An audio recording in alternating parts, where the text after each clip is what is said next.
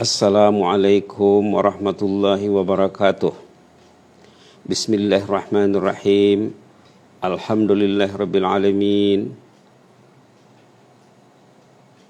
Hamdan yuafi ni'amah wa yukafi'u mazidah ya rabbana lakal hamd kama yanbaghi li jalali wajhikal karimi azim sultanik.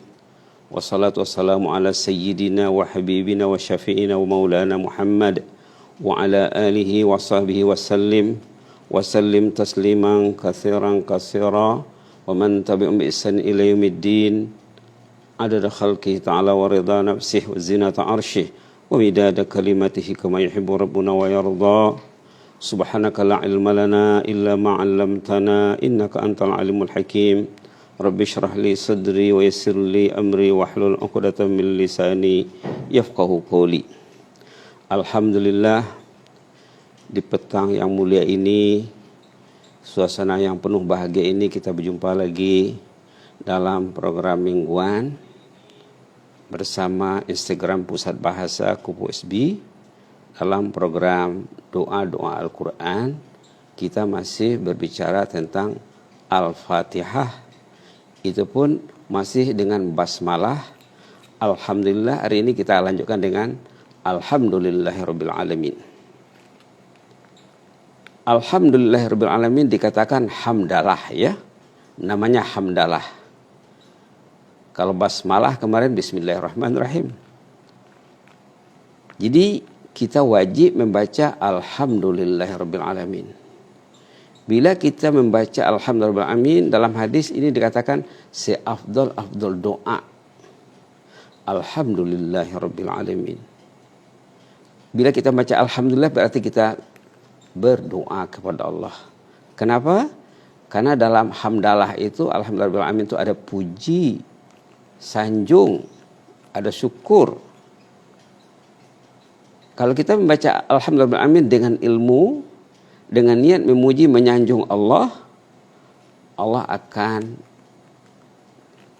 memenuhi hajat kita. Karena kata-kata ini kata-kata syukur. Semua jemaah mungkin selalu dengar firman Allah dalam surah Ibrahim ayat 7, la in syakartum la azidannakum. Kalau kamu bersyukur, Allah akan tambah nikmat. Subhanallah. Allah mewajibkan kita membaca alhamdulillah, tujuannya supaya Allah menambah nikmat, memberi nikmat. Dengan membaca alhamdulillah saja Allah akan menambahkan nikmatnya. Maka menurut ulama yang menganalisa ayat ataupun hadis-hadis tentang alhamdulillahirabbil alamin, menurut ulama alhamdulillah itu lebih bagus, lebih afdal daripada la ilaha illallah. Alhamdulillahirabbil alamin lebih afdal daripada la ilaha illallah. Selama ini kita selalu dengar bahwa seafdal zikir alhamdulillah la ilaha illallah. Seafdal zikir alhamdulillah la ilaha illallah. Ternyata kalau diselidiki berdasarkan hadis Imam Nasai, Rasulullah SAW berpesan, katanya siapa yang menyebut la ilaha illallah kutiba lahu 20 hasanah. Man qala la ilaha illallah kutiba lahu 20 hasanah. Wa man qala alhamdulillahirabbil alamin kutiba lahu 30 hasanah. Siapa menyebut la ilaha illallah, nilainya 20 kebajikan. Siapa menyebut alhamdulillahirabbil alamin, ternyata nilainya 30 kebajikan. Berdasarkan inilah ulama-ulama yang mentahqiq, yang menganalisis, yang meneliti hadis-hadis tentang alhamdulillah dengan la ilaha illallah, ternyata alhamdulillah lebih hebat daripada la ilaha illallah. Karena nilainya lebih tinggi. Kemudian bila kita menyebut alhamdulillahirabbil alamin, secara tidak langsung kita sudah mengesahkan Allah. Sudah ada di dalamnya la ilaha illallah. Sementara bila kita menyebut la ilaha illallah saja, tidak ada di sana puji. Dalam alhamdulillahirabbil alamin ada tauhid. Segala puji bagi Allah Rabbul Alamin. Berarti tidak ada Rabb yang lain selain dari Allah. Dalam masa yang sama kita menyanjung dan memuji. Kita wajib menyanjung Allah. Kita wajib memuji Allah. Orang yang mencintai Allah akan ringan lidahnya menyebut dan memuji Allah. Allah itu suka dipuji karena wajib dipuji. Karena semua nikmat yang ada pada kita ini milik Allah semuanya. Hidup kita, tenaga kita, kesehatan kita, akal kita, fikiran kita, semuanya dari Allah. Ilmu, iman, harta yang sedikit ada dipinjamkan Allah sama kita, itu pinjaman saja. Rumah itu amanah, pinjaman yang wajib disyukurkan. Kendaraan itu, kekayaan itu, semua pemberian Allah, limpah kurnia Allah yang wajib kita kembalikan kepada Allah. Alhamdulillahirabbil alamin. Kemudian di antara kekuatan alhamdulillahirabbil alamin itu perkataan Arab. Perkataan Arab ternyata bila diteliti, bila kita baca tafsir, kita baca kamus yang mu'tabar lah ya, yang terperinci membicarakan perkataan-perkataan seperti ini, ternyata Arab saja maknanya lebih 10. Subhanallah. Bila kita mengatakan Rabbi, Ya Rabbi, ataupun Rabbana, ataupun dalam salat, kita dalam salat saja menyebut Arab ataupun Rabbi, setiap pergerakan salat, mulai dari berdiri sebelum membaca Al-Fatihah, demikian dalam ruku, semasa sujud, semasa i'tidal lagi ya, ruku, i'tidal, sujud, duduk antara dua sujud, tahiyat akhir, kita menyebut Rabb ataupun Rabbi. Pentingnya perkataan ini. Jadi bukan hanya terjemahannya atau maksudnya Tuhan saja ya. Dari kecil kadang-kadang kita mendengar orang-orang tua mengajar Alhamdulillahirabbil alamin, segala puji bagi Allah Tuhan seluruh sekalian alam. Ternyata Tuhan itu satu daripada maknanya yang lebih 10. Kalau Tuhan itu bahasa Arabnya Al-Ilah. Macam dalam surah An-Nas, Qul a'udzu birabbin nas, malikin nas, ilahin nas. Ilah itu Tuhan, Al-Ilah. Selain daripada Al-Ilah, makna Arab ini kekuatan makna Arab. Arab bermakna Al-Malik, yang ada dalam Malik Yaumiddin. Al-Malik, pemilik, penguasa. Juga Allah itu As-Sayyid, penghulu ataupun ketua. Allah juga Al-Murabbi, pentarbiyah. Allah juga Al-Mudabbir, pentadbir.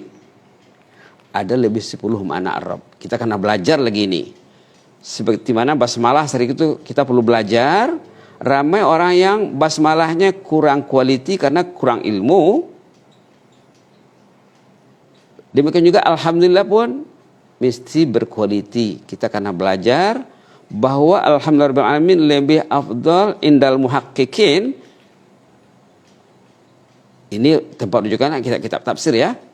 Di segi orang yang meneliti nilai la ilaha illallah dengan alhamdulillahirabbil alamin, ternyata alhamdulillah itu lebih hebat daripada la ilaha illallah. Karena mana la ilaha illallah ada dalam alhamdulillah, sementara dalam alhamdulillah alamin ada puji sanjung yang tak ada dalam la ilaha illallah. Baik, tadi kita sebut makna Arab, kekuatan Arab. Bila kita berdoa alhamdulillahirabbil alamin, bila kita membaca tasbih, doa, sujud subhanakallahumma rabbana bihamdikallahumma ghfirli, yang dibaca oleh baginda Rasulullah SAW di waktu rukuk dan sujud menjelang akhir usianya, dalam 6 bulan dalam 60 hari lebih terakhir, dalam sekitar 2 bulan di akhir usia baginda membaca tahmid, istighfar, dan tasbih, 3 dalam 1, termasuklah Rabb tadi ya. Jadi makna Rabb itu tadi pertama Al-Ilah, makna Tuhan, makna pemilik Al-Malik, makna As-Sayyid, ketua ataupun penghulu, makna Murabbi, pentarbiyah, makna Mudabbir, pentadbir, yang mentadbir kita ini.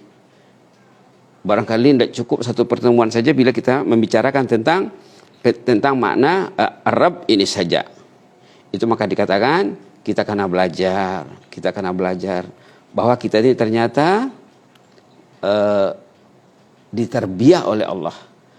Allah yang bersifat murabbi, mentarbiyah. Macam mana Allah mentarbiyah kita ini? Dikasihnya kita sehat bagi yang sehat. Dikasihnya sakit bagi yang sakit. Dikasihnya senang bagi yang senang. Dikasihnya susah bagi yang susah. Sakit, senang, sehat, sakit, senang, susah, kaya, miskin, itu kerja murabbi yang mentarbiyah kita ini. Bahkan kalau orang pun tersilap membuat dosa, buat dosa, itu satu tarbiyah juga agar mereka kembali kepada Allah. Agar mereka kembali kepada Allah. Bila orang terlanjur buat dosa, jangan lupa Allah sebagai murabbi, sebagai jabir lagi. Di antara makna Rabbi itu jabir, penutup kekurangan. Allah juga Rabbi juga maknanya muslih. Jadi kalau dihitung satu persatu ya, makna Rabb, kekuatan perkataan Rabb yang terdapat dalam doa Alhamdulillahirabbil alamin, seafdal doa alhamdulillah. Kalau dihitung satu persatu, satu dari sebut tadi makna al-ilah, yang kedua makna al-malik, pemilik, yang ketiga makna sayyid, penghulu ataupun ketua, yang keempat makna murabbi, pentarbiyah, pendidik. Murabbi sudah masuk dalam kamus Melayu ya. Mudabbir, pentadbir. Dari sinilah kata-kata pentadbiran dalam bahasa Melayu daripada mudabbir. Kemudian muslih juga sudah masuk dalam vocabulary Melayu. Bila baca kamus Melayu yang baru, yang edisi baru seperti kamus Dewan, ada di sana muslih insyaallah. Kemudian al-mutasarrif yang mengatur semua kejadian. Kemudian al-jabir yang menutupi kelemahan orang tuh. Jangan risau bila kita terlanjur buat silap, Allah jabir akan menutupi kekurangan kita. Seterusnya al-ma'bud, Allah yang Tuhan yang disembah. Dan al-mutammim yang menyempurnakan segala urusan makhluk. Allah juga al-mun'im, pemberi nikmat. Malah Allah juga al-qayyim yang mengatur segala-galanya. Al-qayyim di sini kata ulama sama dengan al-qayyum yang terdapat dalam Allahu la ilaha illa huwal hayyul qayyum yang terdapat dalam ayat kursi. Jadi kalau kita belajar alhamdulillah saja ya, mungkin sehari tak cukup. Bila kita dalami nanti iman kita akan bertambah, cinta kita kepada Allah akan meningkat insyaallah ya. Jadi di antara makna yang perlu kita fokuskan dalam alhamdulillahirabbil alamin, bila kita berdoa alhamdulillahirabbil alamin, sama ada kita jadikan wirid atau kita baca masa membaca Al-Fatihah, ataupun di awal doa alhamdulillahirabbil alamin saja sudah hebat. Perlulah kita belajar, perlulah kita mendalami. Insyaallah bacaan kita akan semakin meningkat. Itu maka hebatnya Fatihah ini. Dalam Ar-Rahman Ar-Rahim saja kemarin kita ada bicara bahwa perlu kita dalami. Alhamdulillah amin, perlu kita pelajari.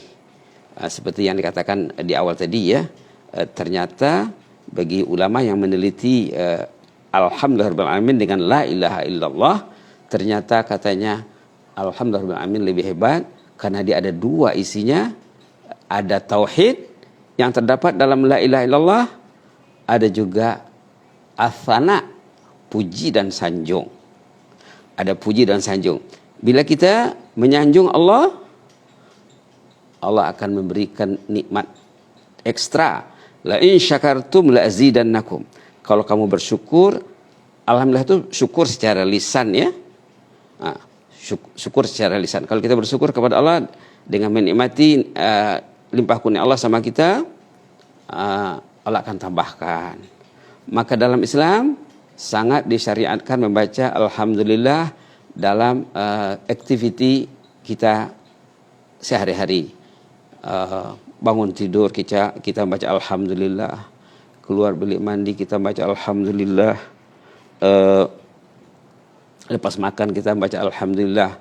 Banyak tempat nak naik kenderaan kita baca alhamdulillah. Begitulah ya Allah mentarbiah kita. Di samping kita baca basmalah, memperbanyak basmalah dalam keseharian kita, kita juga membaca hamdalah sebanyak-banyaknya supaya hidup kita ini penuh dengan limpah berkat dan kurnia Allah Subhanahu wa taala. Orang yang bersyukur, orang yang terhindar daripada azab. Kenapa datang azab? Kenapa datang COVID-19? Kenapa datang corona? Manusia ramai yang tak bersyukur. Yang susahnya apa? Dia tidak bersyukur dan dia tidak merasa bersalah. Itu yang susah tuh. Dia kufur, tapi dia tidak merasa kufur. Dia mengkufuri nikmat, tapi dia tak ada apa-apa perasaannya. Itulah manusia yang hidupnya ditipu oleh musuh. Orang yang hidupnya tak oke, merasa dirinya oke, itu ditipu oleh musuh supaya dia tidak muhasabah diri, supaya dia hanyut dalam kelalaian kedosaan, supaya hidupnya sia-sia. Na'udzubillah, thumma na'udzubillah. Mudah-mudahan ya kita lebih menghayati makna alhamdulillah rabbil alamin ini dengan menyimak sifat-sifat tadi. Yang paling hebatnya lagi, Rabb ini yang terkandung dalam alhamdulillah rabbil alamin kita sebut, kita baca setiap gerakan solat. Pastikan bila kita membacanya kita ingat makna yang tadi, makna yang lebih 10 tadi ya. Bukan hanya Tuhan saja. Kalau kita terjemahkan, kita fahamkan Rabb itu Tuhan, segala puji bagi Allah Tuhan seluruh sekalian alam, berarti hilang ada dalam 10 pengertian lagi hilang. Artinya kita menyempitkan makna Arab yang maknanya luas. Dalam Quran, dalam tafsir, dalam kamus, dalam bahasa Arab maknanya sangat luas. Itulah dalam doa-doa Nabi dan Rasul. Bila kita perhatikan dalam Al-Quran, doa Siti Hawa dengan Nabi Adam saja contohnya. Rabbana zalamna ampusana. Nah, menggunakan perkataan Arab. Doa Nabi Muhammad dan doa orang Islam dalam hujung suratul Baqarah. Ghufranaka rabbana wa ilaikal masir. Ini doa Rasul, doa sahabat, doa orang Islam. Ghufranaka rabbana wa ilaikal masir. Doa Nabi Ibrahim. Rabbi ghfirli wa liwalidayya. Rabbi ja'alni muqimas salati wa min zurriyati. Memang rata-rata doa Rasul, doa Nabi dalam Quran, doa Nabi Yusuf alaihissalam contohnya. Allahumma fatiras samawati wal ard. Ada juga di sana perkataan yang hebat yang patut kita hayati dalam kita berdoa. Doa yang digemari oleh semua orang beriman, orang Islam. Rabbana atina fid dunya hasanah. Gunakan Rabbana. Pastikan bila kita membaca doa seperti ini, doa Sayyidul Istighfar, penghulu istighfar. Allahumma anta rabbi la ilaha illa anta khalaqtani anta rabbi. Jadi bagi orang yang ingin Sayyidul Istighfarnya lebih mantap lagi, dia akan belajar makna Arab. Mungkin dalam pertemuan yang akan datang nanti kita akan buat sorotan lebih luas ataupun ulangan supaya kita lebih tahu tentang perkataan Arab ini.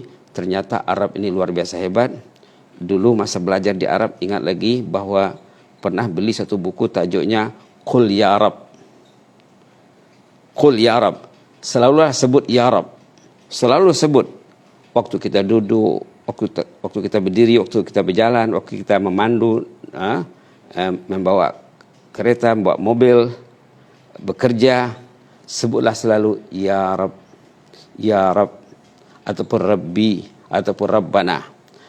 Ya Rab, Ya Allah yang menjaga aku, yang mentadbir aku, yang menciptakan kemasalahan untukku, yang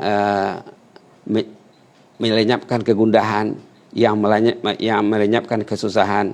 Apa-apa kita baca juga Rab.